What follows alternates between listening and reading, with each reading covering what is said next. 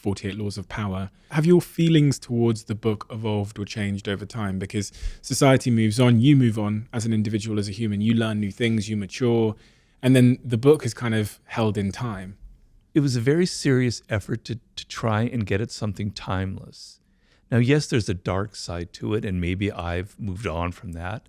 And I did, honestly, when I wrote my fourth book, Mastery, I was a little bit concerned that young people were thinking that the whole game of life is about politics manipulation. So I wrote a book to kind of counter that.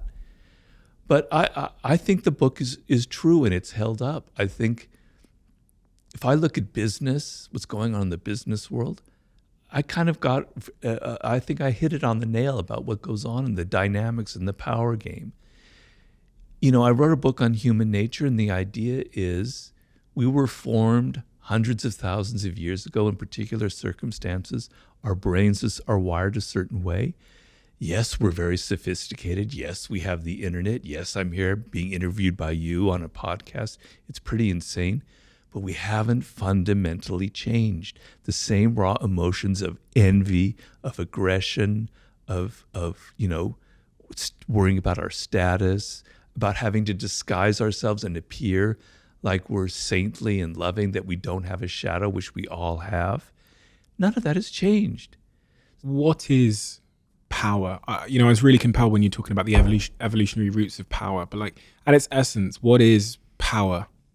It's not what you think it is. It's not, Vladimir Putin or presidents or Biden or all these political figures and these big games. Power is a feeling. It's an essence. It's an emotion. It's a human need and desire.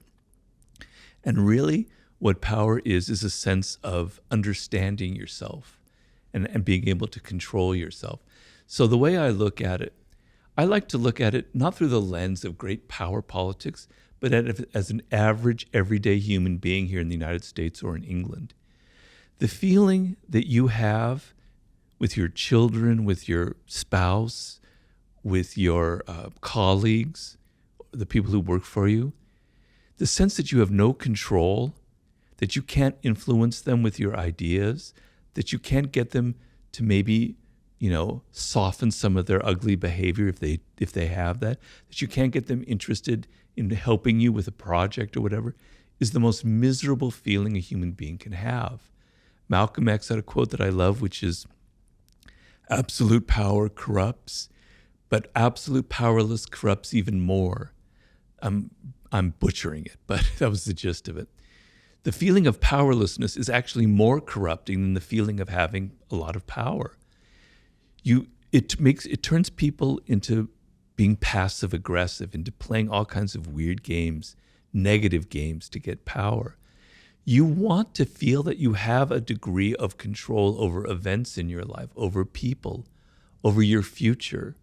And that to me is what power is, right? And so some of that involves these games that I mentioned in there, and some of it goes beyond the 48 Laws of Power, which I've tried to indicate in my other books. But it's the sense that I'm not helpless in this world. I remember when I first entered the work world as a very naive college graduate with all these ideals and things I'd read, because I studied literature and languages, going, man, this is weird. People are playing all these kind of games. I'm in over my head. I made mistakes. I got fired for being, too brash, for outshine the master. It was painful, right? And so learning, you don't have to use the loss of power. I don't advocate crushing your enemy totally. I hope I don't have any enemies ever that I need to crush ever. You just need to know these things so that when you enter the work world, you're not naive, you're not stupid, you don't make the same kind of mistakes that I made. You spare yourself the pain. You understand the most fundamental thing about human nature. People have egos. Even your boss has an ego. You think he or she doesn't because they're powerful. They're even more insecure than other people. You need to be aware of these things so that you don't inadvertently make them feel insecure and suffer the consequences. So that's sort of my idea of power that I was trying to describe there. The way you describe it is more of a sort of intrinsic force perception of yourself. When people think of power, they think of having control over others or their influence over others, but you've kind of made it more of a internal force. Yeah, well, if you can't control yourself, then you're in a lot of trouble in this world. If you can't control yourself, how can you control anything in your environment? How can you be a leader, right? So you have to learn certain things about your nature, about who you are, and not just be anybody. You have to kind of tailor your appearances as well. Because for good or for bad, I'm a believer in looking at the human animal without shame and embarrassment, just as we are, right? And appearances matter. It's the animal part of our nature. We judge people by how they appear, how they dress, their tone of voice, their body language, et cetera, et cetera. It would be, in an ideal world, we wouldn't judge people by appearances. We would just judge them by what's inside of them. Yes, I agree with that. But that we're not ideal. We're not descended from angels. We're descended from primates. So you have to understand that appearances matter. And this is part of the game. And so you have to control your appearances a little bit. You have to tailor it. You have to be a bit of actor in this world, on and on and on. The second very curious law in your book that I uncovered was law number 2. I'm talking about the 48 laws of power here, where it says, never trust friends too much. Learn how to use enemies. Yeah. Do you trust your friends? Okay, well, everything in the book is context. So when you take things out of context, it's a little harder to understand. And what I'm trying to say in that, I'm talking about in the work world, when you're out in the social realm. And one of the worst things that people do is you have a job, and I've been guilty of it myself even after I wrote the damn book. You're out in the work world and you need to hire somebody. You need to find a colleague. You need to find a partner or an employee. Your mind naturally gravitates towards a friend, right?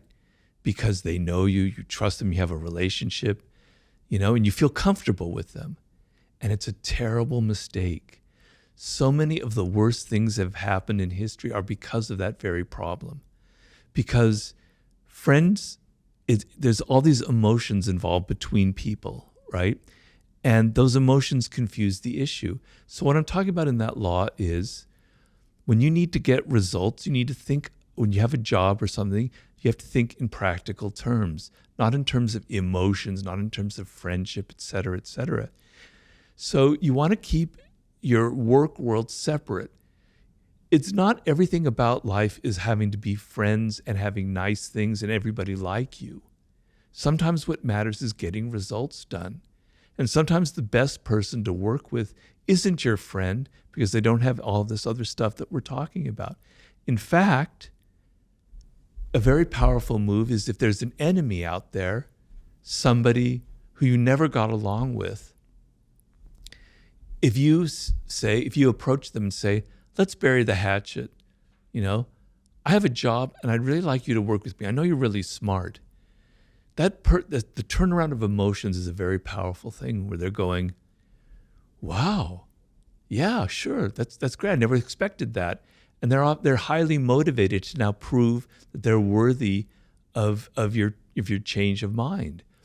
So it's not about not trusting your friends in the realm of friendship in personal relationships. It's about being aware that the work world is different from the realm of personal relationships. Do you believe there's anybody out there that doesn't play power games, manipulation, have shadows, have darkness in them? No, I don't.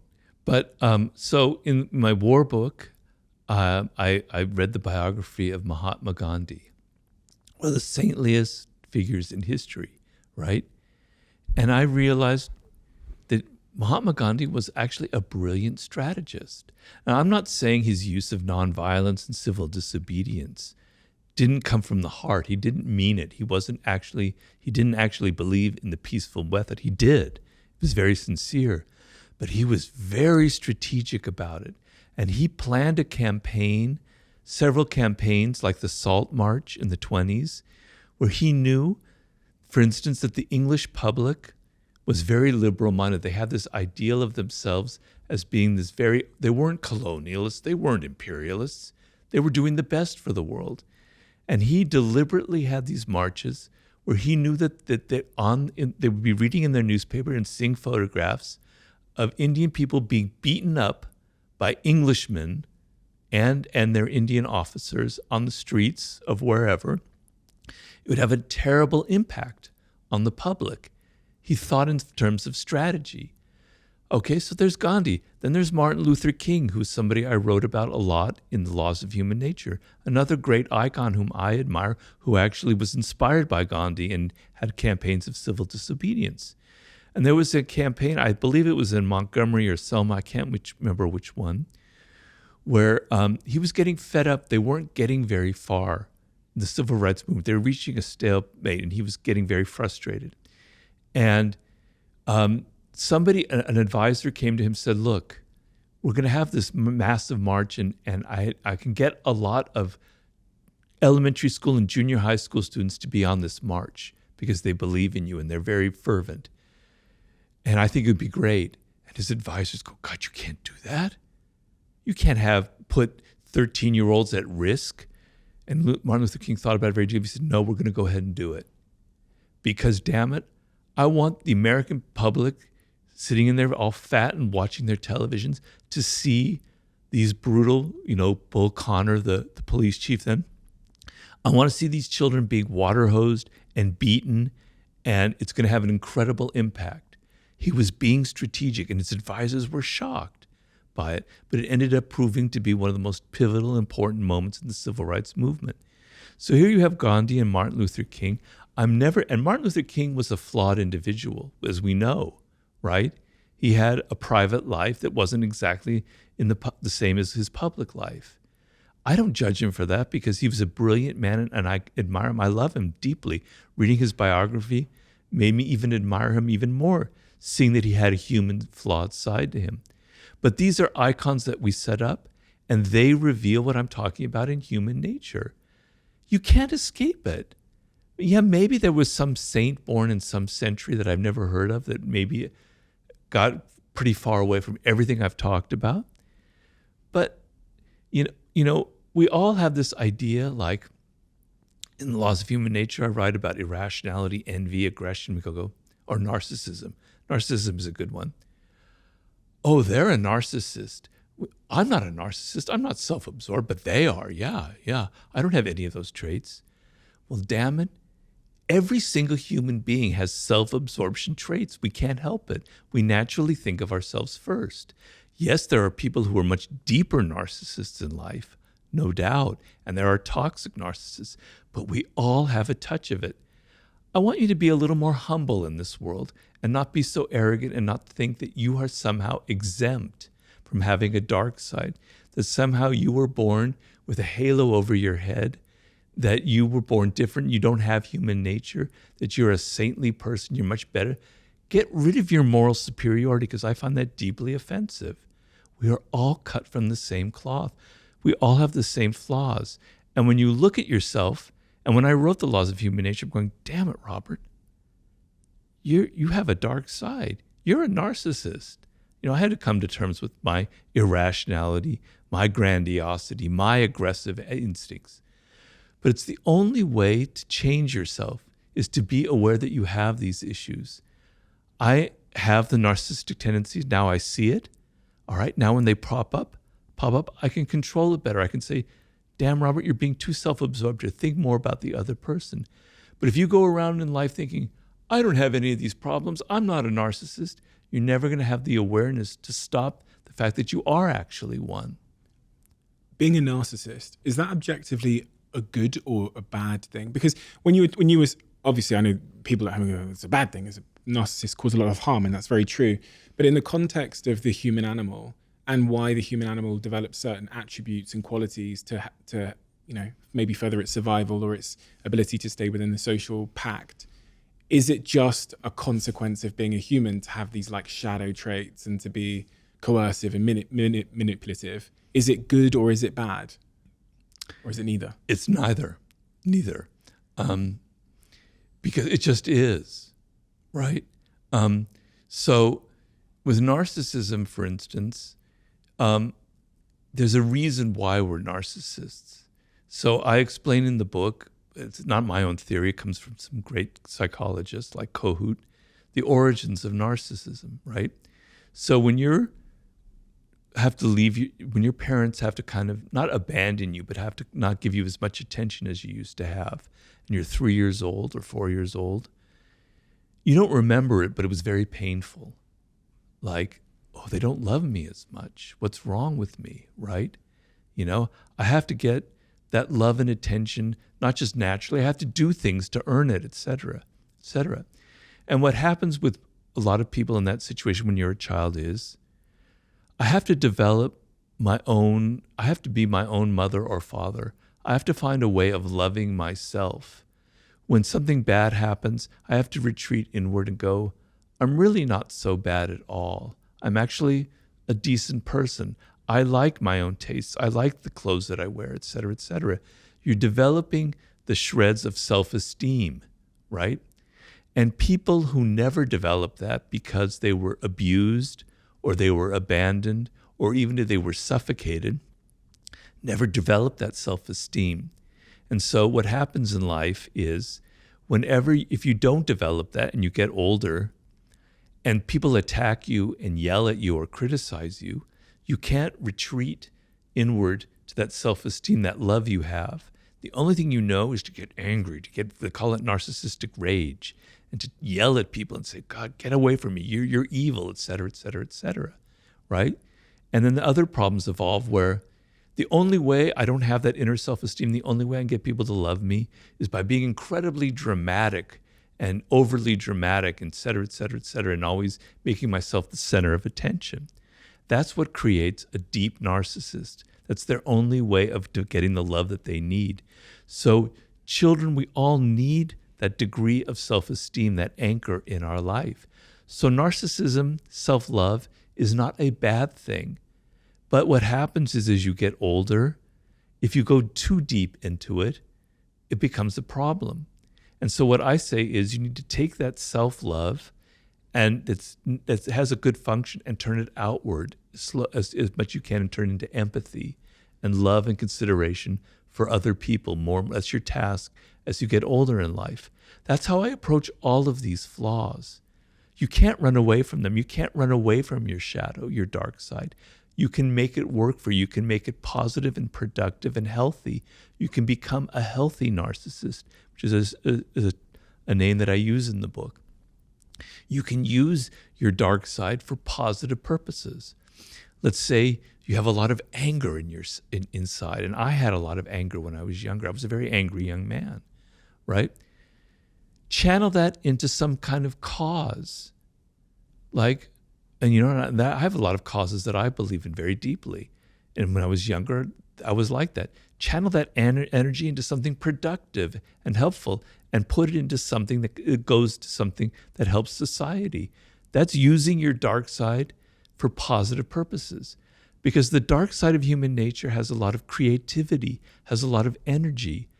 An artist has to have a dark side. You use your dark side because all those dark emotions, all the people that shat on you in your life, they inspire you. They create your best work. Don't run away from your shadow. Don't run away from your narcissism. Use it in a healthy way. The Art of Seduction. Why did you write a book about the topic of seduction? Seduction is a high form of power because you make people feel pleasure. You make them feel excited or interested in you, and then their resistance to your ideas slowly lowers, and you have the ability to influence them and to move them in the direction that you want. If you yell at them, like how we were talking about your child, and you tell them, do this, do that, they resent it, and for good reason. But if you're subtler, if you're more seductive in your approach, if you're more indirect, people will do what you want or go in your direction without ever even realizing it. So it was a sub-theme in the 48 Laws of Power. And so I was sort of interested in the psychology of that and why some people are good at it and some people are awkward about it. So when I finished the 48 Laws of Power, I thought this would be a natural segue, the next book. What are the qualities of a great seducer? Well, I like to distinguish between cold seducers and warm seducers. A cold seducer is something you don't want to be. That's the typical image that we might have of a male seducer, but even of a female seducer, like the great courtesans, etc., where they're just after money or the men are just after sex. That's not my ideal. My ideal is kind of a back and forth quality where it's not domination. It's sort of like a game that you're playing. It's like a mating game. It's like a courtship ritual where both people are kind of seducing each other. And so what makes for a great seducer is very simple. I can summarize it very simply. You are outer directed. So when you meet somebody for the first time or you're on a date or whatever it is, you're not having that internal monologue going, does she like me or does he like me? Am I dressed well? Am I saying stupid things? What can I do to impress them? No. You turn it off and you're outer directed and you're listening to them and you're entering their spirit and you're hearing them say things that give you idea of what they're missing in life, of what they want, of what their needs are, of what makes them an individual. You're absorbing it, you're entering into their spirit, and then you can reflect it back to them. You can give them gifts. You can take them to places that show that you're attentive to them. Because if you look at how we are in our day-to-day life, normally people never pay us attention. They're always so self-absorbed. They're never thinking about us. The times where you get the sense that people are actually interested in who you are as an individual is pretty rare. If you give that feeling to someone, it's incredibly powerful because we all want to be validated. We all want to be recognized. So the seducer is not someone who's all worried about him or herself and thinking. They're involved in the other person. They're absorbed like a sponge inside their psychology, inside their world. A lot of this is, very applicable to romance and dating, etc., etc. It feels, for whatever reason, not necessarily something I've read much about in your work, but it feels like dating and romance and relationships have become much more complicated in the modern world. That it's become much more difficult to seduce somebody. What are the attributes of someone then that is not good at seducing? Anti-seducer has many qualities. I have a whole chapter on the anti-seducer. I try and define it. There's several of them. I don't have them all memorized, but one quality that's very anti-seductive is preaching and moralizing. Is like telling people, "Oh, that's wrong what you just said," or "Your politics are ugly," or you're not really good at this," or something or other. Having a moral superiority, a sense of sanctimony in a realm which should be about pleasure, where should be that kind of equality, that kind of back and forth dynamic, where you're asserting your moral superiority, is deeply, deeply anti-seductive, the element of preaching to people. Not being generous, and I mean not just with money is important, but not being generous with your spirit, right? You want to be open, you want to give as much as you can to the other person of yourself, of your time, of your money, of your energy, etc. So being all kind of crimped and I don't want to give, I don't want to spend money, I want to take you to the cheap place to eat, I don't want to give you much time, is very, very anti-seductive.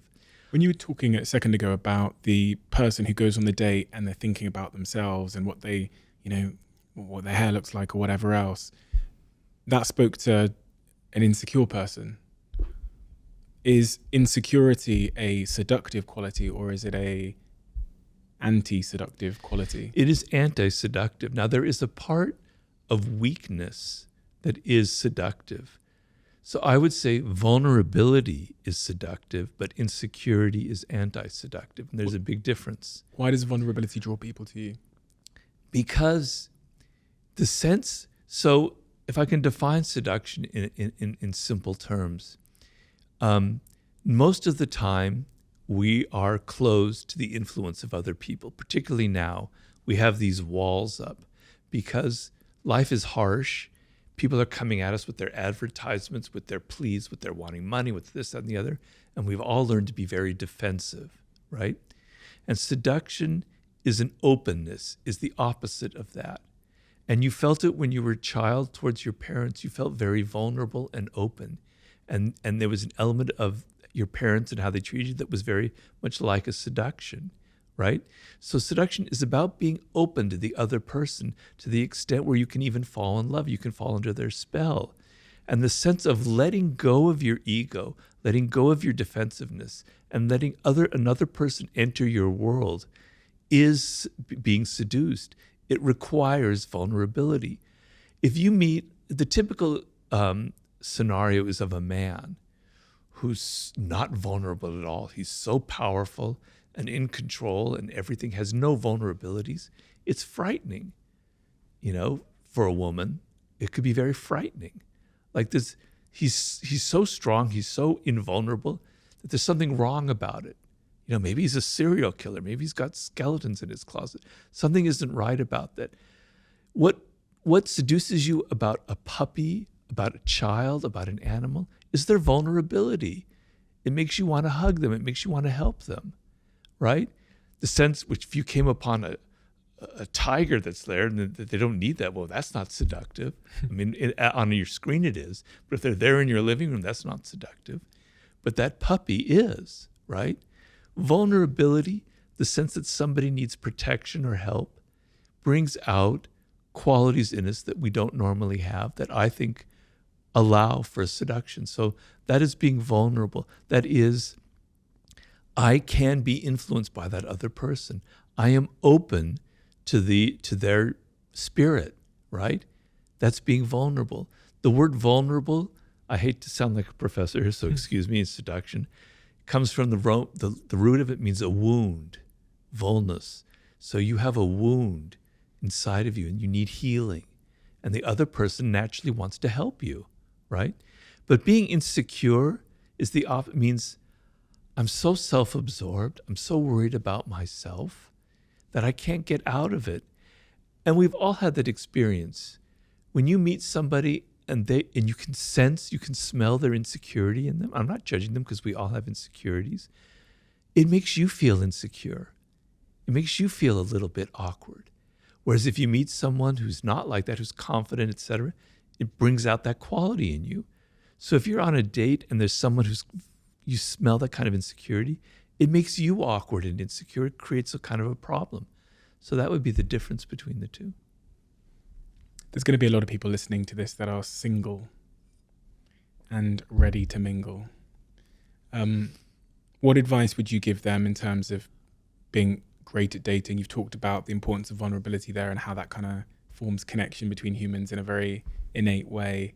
What else is great dating advice for the single people out there? Well, the thing is, okay, there's several things. So first of all, we live in a culture where people think you shouldn't have to put effort into something like love and romance. You should just be who you are, man. I don't have to put on a role. I don't have to play a game. That's manipulative, blah, blah, blah, blah. No, I'm sorry. Love and romance is something that is almost biological. If you look at animals and mating rituals, they're incredibly elaborate. Seduction is a mating ritual. And so the worst thing you can feel is that this person isn't putting any effort into something. Let's just say it's from the woman's point of view. This man, he just shows up wearing jeans and his usual sloppy outfit. He doesn't comb his hair, et cetera, et cetera, et cetera. He takes me to the pub for dinner on our first date. He's not thinking about me. He's not willing to put any effort into it. If he's not willing to put any effort into it, what's it going to be like 3 months down the line when he completely takes me for granted, which is what happens in a relationship? Am I not important enough, right? Whereas the ability to have a little bit of effort, to think of it as kind of theater and drama, and that there's nothing evil about that. So I'm going to dress nicely. I just have to be fancy. It's just that I'm going to put some effort into how I look. I'm going to take her to a place that I'm not talking about candle lights and roses and that kind of crap. You can be creative. It can be somewhere that's scuzzy, that's on the wrong side of town, but it's different and it's appealing to, and you put some thought into it. There's a reason you're taking her there, right? I have a friend who went on a date, and she came back from the date and was complaining because the person that she went on that first date with was took her to a spot where he had an available valid discount code for like 2 to 1. And Talk about anti-seduction. There you go. Why is that anti-seductive? In that case, one might say that male is being, economically savvy, financially savvy. If you're not able to let go of your kind of tightness when it comes to a woman, then something's wrong with you, man. Just let go. Spend some extra money. Spend the extra 10 quid that you might need to spend on taking her to someplace different. But it signals a kind of cheapness. And it's not about money. It's about a cheapness in your spirit, right? She's not worth, letting go. Okay, maybe you don't have that much, but my God, you have enough. It's not going to if you're that poor, then okay, maybe. But probably not. You can afford it. Show that it means something to you. Seduction is a language. It's not a language of words. It's a language of gestures that we're paying attention to. We're paying attention to people's body language. We're paying attention to their actions, to the things that they never say. So when you signal that discounts are so important to you that even on the first date you have to have a discount, you're signaling that there's something tight about you in your nature, and it's not very pleasant. From doing this podcast and speaking about topics like love and sex and dating and dating apps even, one of the comments I saw quite frequently was from young men who are struggling to seduce a woman, or vice versa. Specifically young men that, and then I read some stats. I think Scott Galloway came on the podcast and talked about how, I'm going to butcher these numbers, but a staggering amount of young men haven't had sex in the last 12 months. And then when I looked at the comments section, specifically on YouTube, I kind of saw that energy reflected, where it looked like young men in particular were struggling to seduce a mate, a partner in the modern world. Is that real in your view? Is there something that has changed in society? Has that always been the case? Is there anything we can do if we're a young man that's struggling in the modern world because of the internet and computers and this and dating apps? And well, a lot of it is, I'm afraid to say, is internet porn, where you get the idea that sex is something that should be very easy and quick, and that women should have that kind of body and physique, et cetera, and that becomes your norm, et cetera. That can be very damaging. But the idea that things must come easy and quick is very prevalent. And to win over someone like, let's say you're a man and it's a woman who might be reluctant to have sex for good reason or reluctant to have a relationship, requires some effort. It requires some thinking. You can't just hack your way. You can't just swipe and get it. You can have your internet sex, but you're not going to get that in real life. It doesn't work that way. It takes time. It takes patience, and you're going to have to work at, and you're going to be rejected. Being with people is a skill. Being a social animal, although there's a part that comes naturally, if you spend all of your time here, you're losing that skill of how to respond to people's body language.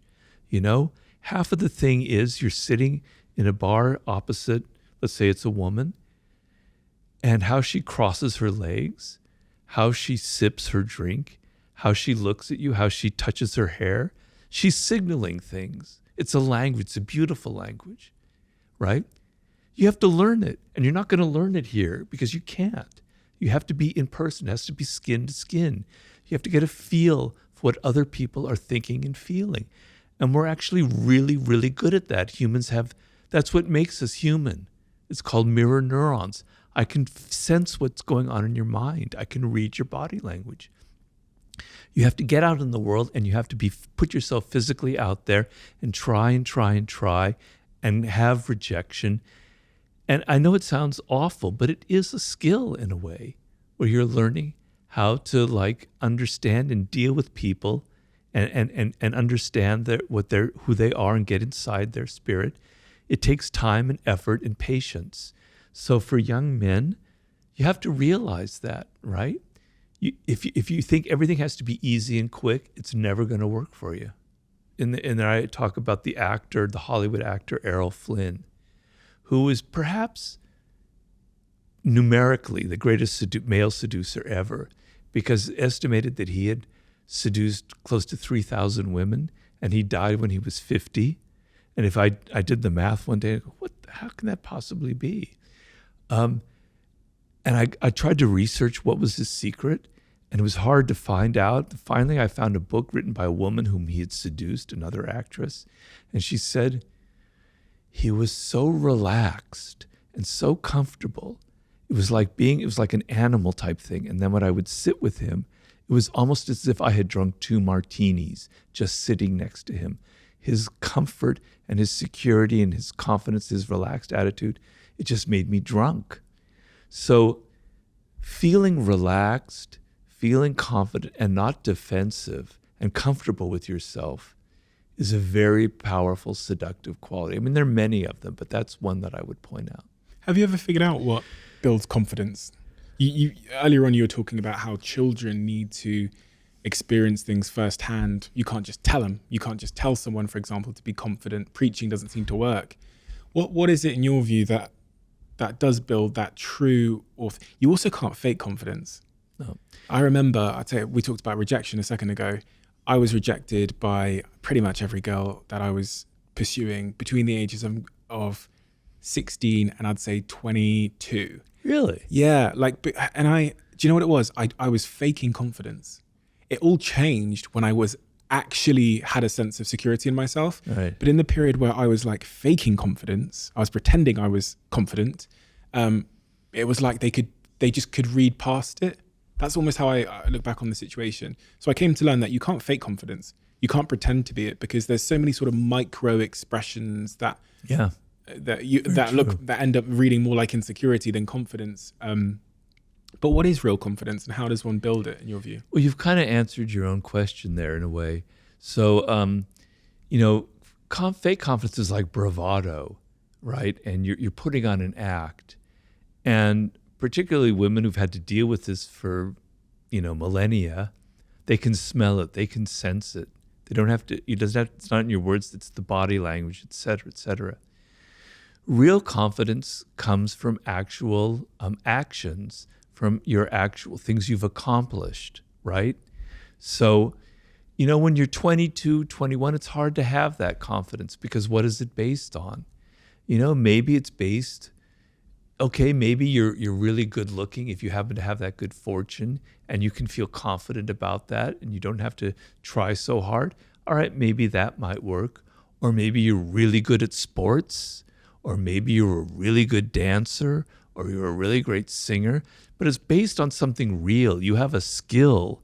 You have something that separates you. You have something that you can do, that you can accomplish. Because when you're 21, it's hard to have those. I look back on myself when I was that age. I had nothing. No wonder I got rejected,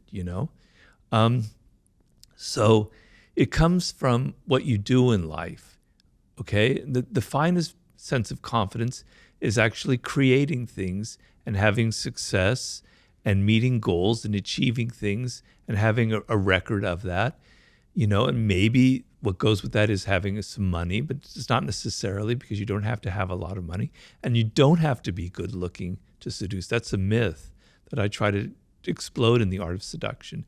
Some of the greatest seducers, male and female, were not good looking at all.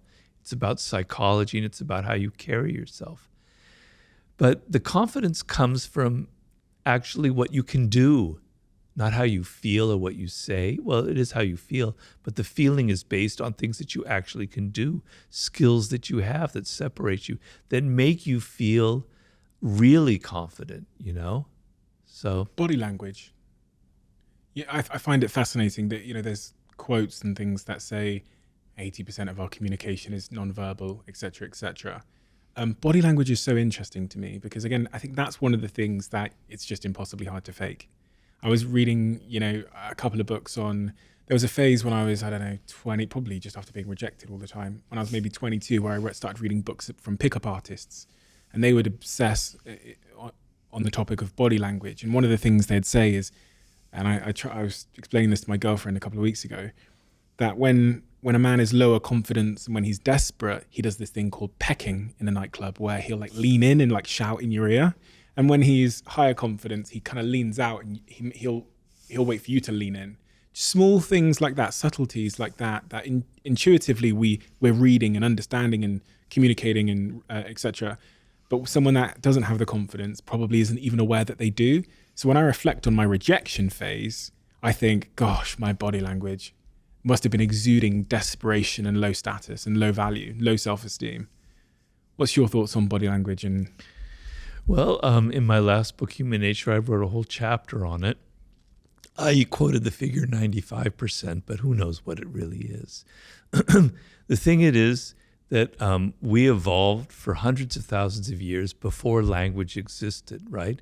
And our earliest ancestors depended on the group for their survival and getting along, and their powers came from observing other people and their body language. You could read it. So it's a skill that's wired into us, wired into our brains. It's a very unique skill that we humans have. It's just that you don't learn that. When you're a child, when you're 2 years old, you have it because your life depends on it. You have to see what if your mother is loving you or your father is kind to you, because if not, you could be abandoned. Your life depends on it. You're great at reading that, and children are incredibly adept at picking up body language.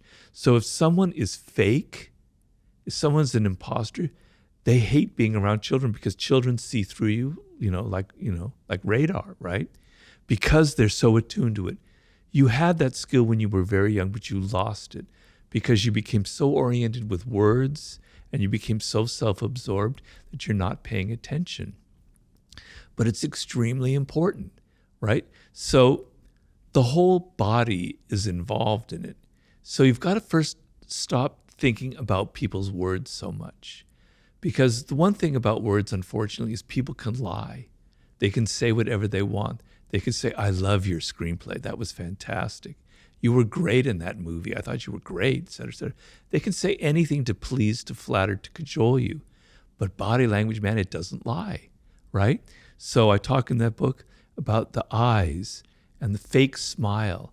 The fake smile is something you see every single day, but you're not paying attention. It's like, it's kind of tight, right? It's like, yeah, right? But a real smile, the whole face gets animated, and there's a little crinkly thing here as your face as it lights up, and your eyes light up. It's hard to even put into words, but it's there. You can see it. It's real. It's not faked. Knowing the difference between a fake and a real smile is really important in seduction, in business, or whatever. To know if someone is like, yeah, I like that idea. No, they don't really. They're saying that to please you. They actually hate your idea. You master that language, you can start deciphering all this bullshit people are giving you. The face, you can disguise it a little bit. Actors know that. But you know what you can't fake? It's your voice. If you're nervous, not even the finest actors in the world can fake that. Your voice betrays so many things about you. It betrays your weakness. It betrays your lack of confidence, or it betrays the other quality, etc. Right? So pay really attention to the tone of people's voices, to how fast they talk. People who talk fast are very nervous. Someone who's I know I'm probably talking a little too fast here. Sorry. My mind races, so I can't do that. Normally, I don't talk so fast. But, you talk slowly. You have a certain tone. You have a certain intonation that kind of reveals confidence, okay? Body language, posture. You were talking about pecking, right? When you go and look at a meeting of people in a business meeting, you'll see all the employees kind of leaning forward, nervous, and you'll see the boss kind of leaning back, arms crossed like this, I'm the powerful one. You come to me. I'm the leader. I'm the top dog, or she. It's a woman. I don't need to be like this. I'm like this. Body language reveals a lot about leadership qualities, et cetera, et cetera, et cetera. If you're at a party and you come up to someone that you're meeting for the first time and they're talking to you, and you notice that their feet are angling away from you, that means that they're not really interested. They're looking for any moment to try and walk away and escape. They're not really into you. Whereas their feet are facing you, they're engaged, they want to talk to you, right? This is a whole art you can learn. You can sit there and you can read it. And I give the story in Laws of Human Nature of a man named Milton Erickson, the founder of NLP and hypnotherapy, probably one of the most brilliant psychologists who ever lived. When Milton Erickson was 19 years old or so, he had polio. He nearly died. His entire body was paralyzed. The only thing he could move, the only muscle he could move were his eyeballs. Now imagine that. He was a young man with a very active mind. He can't talk, he can't do anything. All he can do is move his eyeballs a little bit. He was so bored. Can you imagine how bored you'd be like that? You can't read, you can't do anything. People would come in to visit him. All he could do was look at them and study them. He became the greatest reader of body language ever in the history of mankind. People said he was almost had ESP. He could read everything about who they were just by looking, because he ended up recovering. He became a psychologist. Because his life depended on developing this skill, he was going to just die from sheer boredom if he didn't learn how to read body language. He mastered that language much like somebody could master French. And it's an incredibly powerful language that I can't emphasize enough. You know, we can go about learning the language of body language, and I'm sure that will help, but it's such a complex, there's like a thousand things with my body language at all times, like how I'm speaking, my eyeballs, where I'm looking, my posture, my arms, like am I crossing my arms, am I crossing my legs, all of these things. So the challenge of mastering all of that feels a little bit overwhelming. Am I right in assuming the easier challenge to master is in fact just like my sense of self? Very well put. Because, if you feel confident, if you feel secure, if you're not all inward and insecure and worried about yourself, it will naturally radiate through your gestures. Yeah. You don't have to sit there and pay attention to your fingers, your arm, your ears, your eyes. It's just there. It's natural. So yeah, that is the solution. So the two parts of the game, it's your own body language. Be aware that people are judging you for that, right? And you can't, as you say, be monitoring everything or you'll drive yourself crazy and you'll look very weird, right? So the best solution is to feel these certain things that are going to radiate and to not give the fake smile, but when you're really happy, to just show it and show your emotion that way. And the other side, which is I think really important, is learning other people's body language. And that can come from study and is much more a logical thing than constantly thinking about everything that you do. Your next book that I have here, Mastery. Why did you write a book called Mastery? Well, to be honest with you, it came, the idea for it was in around the year 2010, 2009. I was getting a little worried that people who were reading my books, particularly young men who were reading Power and Seduction, they were thinking, that's all I need in life, man. I just need to be a manipulator. I just need to play political games. That's what success is all about. And I was worried that, if you don't understand how to make something, what's going to be the future of mankind? Are bridges just going to fall down? Are hotels going to collapse? People don't know how to make things anymore. We don't know how to use our hands anymore, right? So being able to be good with people is extremely important as a social animal. But perhaps higher up in the hierarchy is being able to do things, to be able to have great skill and to be able to create something and know how to master a subject and to, build something that can last. That's really important. And I'm feeling like because young people, this is back in 2010, imagine now, have this idea that everything comes quick and easy because you can click, click, click and things come to you, that everything in life should be that way, that we're becoming alienated from the human brain and how the human brain operates, because the human brain requires time. If you know how the human brain operates, we have what are called neural pathways. And every time you repeat something, a neural pathway is created and strengthened and strengthened and strengthened. It's why we get addicted to things, but it's also why we develop skill.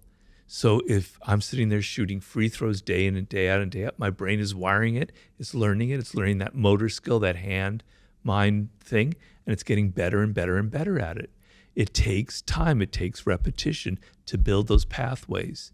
And I explain in Mastery that you reach the proverbial 10,000 hours, which some people dispute nowadays. So it's just a number, it's not a fact.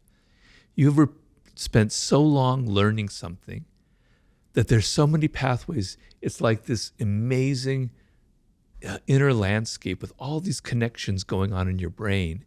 And now you can be creative. Now you can come up with things that nobody's ever thought of. You can play chess on a higher level. You can be Pele on soccer or Lionel Messi making passes that no one had ever seen before because you're not having to think, right? You don't have to think anymore. Your body just does what it wants. Imagine 20,000 hours, which is possible, just people sometimes attain in certain fields. You're almost like a genius. You're almost like superhuman, right? If you're someone who's so locked into the internet, to getting things instantly, you can't get past 100 hours, let alone 10,000. You're never going to develop skill, and you're going to find life really, really difficult for you. So I wrote the book because I was actually deeply worried that we were losing a part of how the human brain operates, something elemental part of our wisdom. The interesting through line between that and the subject matter we've discussed in Power and Seduction is that by learning to master something, you build that sense of self-esteem and confidence that we're looking for to be good at the former topics mentioned. But on the topic of mastery, the first chapter in this book, and really the first question a lot of people ask, is this question about finding your passion. And I've always had a difficult relationship with this question because it sometimes assumes that there's one of them and that you have to go in search of it somewhere. In the first chapter of your book, you talk about discovering your life task. Why is it important? Is it the same thing? Is finding your passion and finding your life task the same thing? No, I just recorded this yesterday on my own podcast. I went on a rant about how it's not about passion. It's not about finding your passion.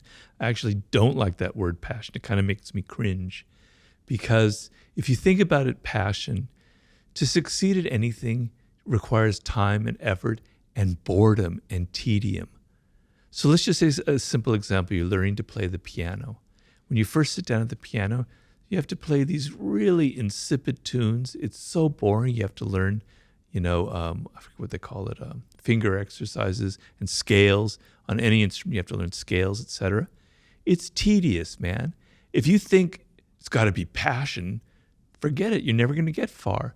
The thrill comes after a year of playing the piano, and you get better at it, and better and better, and now it starts becoming fun. Then 10 years, it's more fun. Then 20 years, it's fantastic. I'm not trying to name drop here, but the other night I had dinner with Stevie Wonder. It was the most amazing thing I ever seen. He's absolute. I wish I had interviewed him for my book. Speaking of genius, and he's blind, obviously, everybody knows.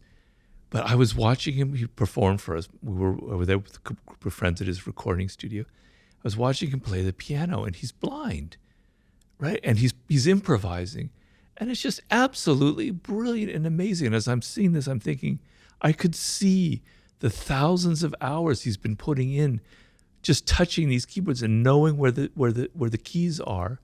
It was just mind blowing how amazing it was. That is the power that the human brain naturally has through hours and hours and hours of effort. That's how it works. So, he didn't get there because it was passion. He got there because he was a child prodigy. At the age of 11, he was signed to a contract with Motown Records, right? He was playing that as he was a kid, hour after hour after hour after hour. He had a love for the piano, but it wasn't like every time he sat down, it had to be passionate about it. He had the patience to put up with all of the boring stuff, okay? So you want to discover what you were meant to, what you have a connection to, what you have a love for, right? When you're a child, hopefully, or when you're 18 or 19 or 20, that's the best time to discover it, all right? You decide, and it doesn't have to be something highfalutin or or worth, like intellectual. You could be great with your hands. You could be great with your body. You could be great with images and visuals. You could be great with words. You could be great in many different areas. Okay? They're all equal. They're all great. You as a child are naturally, so there's a book I always recommend for people called The 5 Frames of Mind by Howard Gardner, in which he talks about the 5 forms of intelligence that humans have. Each brain genetically is wired in one direction or the other. You want to know that, you want to feel it inside of you. It's like a feeling. It's not an intellectual thing. You feel when you're doing sports that it's good. It's a natural thing. It's what I'm meant for. When you're involved with words like I was when I was 8 years old, it felt right. It felt like a natural fit. I have to follow this path. When you're 3 or 4 years old and it's music like Stevie Wonder and you're hearing this in your head, wow, that's it for me, right? Okay? You feel it. You feel this connection. All right, now you fast forward to when you're 18 or 19 years old and you're having to make a career choice. Okay, so I call that your 20s, the most important phase of your life. That's going to make or break you in some way. If you spend your 20s trying to learn skill in something that it connects to you deeply, right? Then things are going to happen to you by the time you reach 30. You've discovered your life's task. It may not be something so specific. For me, it was writing and words, but I didn't know what to write. I tried novels, I tried journalism, I tried theater, I tried screenwriting. But you know what? It gives you a direction, and you try and you try and try. And you know that's what you were meant for. That's what you were destined for. You feel connected to it. You feel a love for it. And so when it comes time to do the tedious stuff, you're able to do it because you know in the end it'll pay rewards. You'll get better and better at it. And the connection is so deep that to not do it would be miserable. So you can't think of everything in life having to be pleasurable and having to be passionate. There's going to be boredom. There's going to be tedium. How do I deal with it? You have to feel a greater love than just mere pleasure or passion. It's got to be something so deep within you that to not do it will make you deeply unhappy. For me, not to write or be a writer, I don't think I'd be alive right now. I would have been so miserable. I would have been so alienated from who I am. So that's what will get you through. That's what a life's task is. When you think about that, in the book you talk about the first phase, which is, your apprenticeship on your journey to mastery. When you're in that apprenticeship phase, when you're maybe early in your career, you're early on your journey to becoming the pianist, the violinist, the podcaster, the entrepreneur, whatever. What are the most important things to be selecting for as it relates to the job you take, the people you're around, that kind of thing? Like if there's a 23-year-old listening to this that is an apprentice at a floristry shop making bouquets of flower, and they're being offered 5 different jobs in the industry of floristry, which one should they be looking at if they're in the early steps of their apprenticeship? Very easy question to answer. Thank you. You want to look for the job that offers you the most possibilities of learning. So if you're going to go to a florist shop where there's only one other person there, it's like an entrepreneur who started it, and you're going to be like their right-hand man or woman, and you're going to learn, and the pay is half of what you could get at this very fancy. You could be working at the shop at some department store where they'd pay you triple. Take the job that pays 1/3, where you're going to learn the most, or you're going to learn about the business, you're going to learn from the ground up, and, there's going to be a level of excitement where, we might not survive another few months. We've got to work hard. We've got to be motivated. We're all on the same page here. A lot of people, when they're 23, they grab the job with the biggest paycheck, and that's a mistake, because if you go to like a large firm, you're kind of lost. You don't have as much responsibility. You suddenly have to deal with all the political games, the 48 laws of power.